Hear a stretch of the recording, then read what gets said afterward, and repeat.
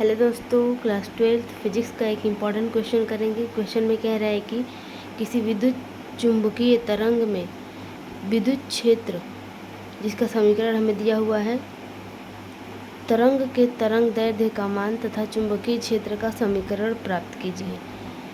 तो सबसे पहले हम इस समीकरण को लिख लेते हैं।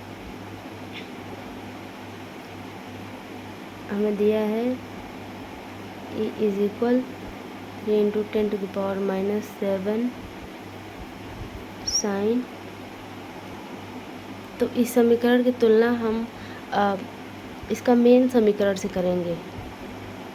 मेन समीकरण क्या होता है?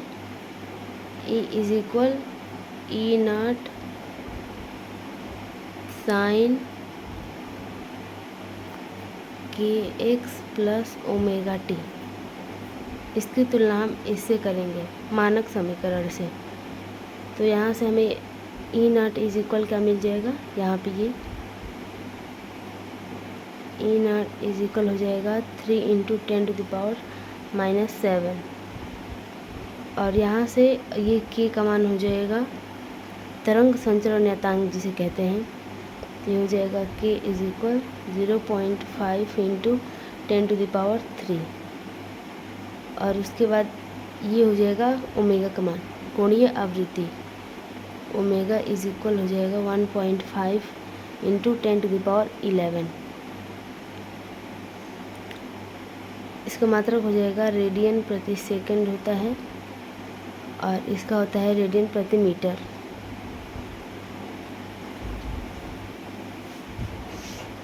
और इसका होता है वोल्ट प्रति सेकंड।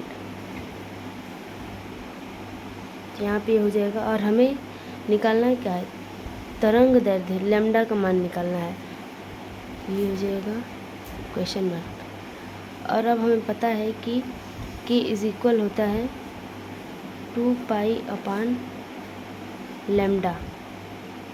तो हमें लैम्डा निकालना है। तो यहाँ से हो जाएगा लैम्डा इज इक्वल 2π/k। यहाँ अब हम मान रख देंगे सबका। तो ये हो जाएगा लैम्डा इज इक्वल 2 × पाई का मान 3.14 अपान k का मान यहाँ से रख देंगे 0.5 × 10⁻3। इसको यहाँ से मल्टीप्लाई करेंगे तो हो जाएगा 6.28 अपान 0.5 × 10⁻3। तो यहाँ से ये हो जाएगा 12 लगभग में हो जाएगा ये 12.56 × 10⁻³ अब हमें चुंबकीय क्षेत्र का समीकरण भी निकालना है। तो चुंबकीय क्षेत्र का मानक समीकरण क्या होता है? यहाँ से हम लिख लेते हैं चुंबकीय क्षेत्र का